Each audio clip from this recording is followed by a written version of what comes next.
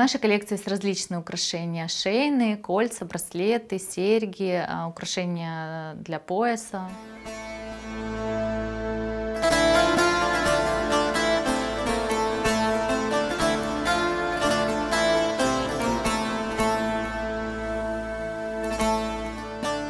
Обязательными считались украшения для пояса и фески украшенные. У богатых женщин были еще нагрудные многослойные украшения, герданлых назывались они. В них были такие футляры, в которых вкладывались священные тексты из Корана.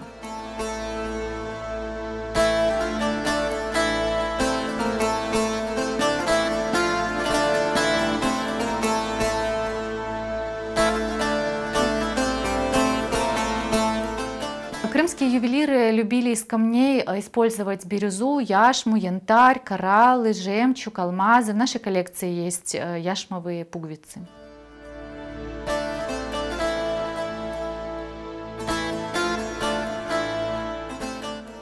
Наиболее популярной техникой у крымских ювелиров была техника филиграни. Филим от слова проволока, с латыни это проволока.